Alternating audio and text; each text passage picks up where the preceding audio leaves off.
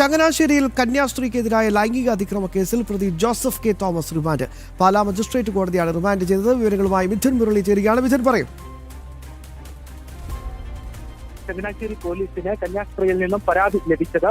കന്യാസ്ത്രീ ജോലി ചെയ്യുന്ന ചങ്ങനാശ്ശേരി അതിരൂപതയുടെ കീഴിലുള്ള ചങ്ങനാശ്ശേരിയിലെ സ്വകാര്യ ആശുപത്രിയിലെ HR വിഭാഗത്തിൽ ജോലി ചെയ്തിരുന്ന ജോസഫ് തോമസ് എന്ന വ്യക്തി ലൈംഗിക അതിക്രമം നടത്തി എന്നുള്ളതായിരുന്നു കന്യാസ്ത്രീയിൽ നിന്നും പോലീസിന് പരാതി ലഭിച്ചത്. ഈ പരാതിയുടെ അടിസ്ഥാനത്തിൽ ജോസഫ് തോമസിനെ ഇന്നലെ ചങ്ങനാശ്ശേരി പോലീസ് അറസ്റ്റ് ചെയ്തിരുന്നു. ഇന്ന് ഉച്ചയോടുകൂടി പാലാ മജിസ്ട്രേറ്റിന് മുൻപിൽ ഹാജരാക്കി. പിന്നീട് 14 ദിവസത്തേക്കാണ് ഇയാളെ കോടതി റിമാൻഡ് ചെയ്തിരിക്കുന്നത്. ലൈംഗിക അതിക്രമത്തോടുകൂടി പെരുമാറുന്നു, ഫോണിലൂടെ അടക്കം അശ്ലീല രീതിയിൽ സംഭാഷണം നടത്തുന്നു. അതോടൊപ്പം തന്നെ മറ്റ് ജീവനക്കാരുടെ അടുത്തും ഇത്തരത്തിലുള്ള പ്രവൃത്തികൾ, ലൈംഗിക അതിക്രമ പ്രവൃത്തികൾ ഇയാളുടെ ഭാഗത്തു നിന്ന് ഉണ്ടായിട്ടുണ്ട് എന്നുള്ള കാര്യങ്ങളാണ് പോലീസിന് ലഭിച്ചിരിക്കുന്നത്.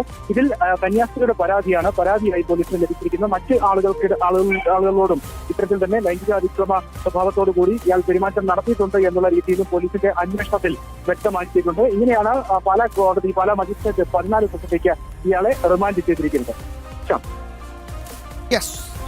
മിഥുൻ മുരളിയാണ് വിശദാംശങ്ങൾ നൽകിയത്.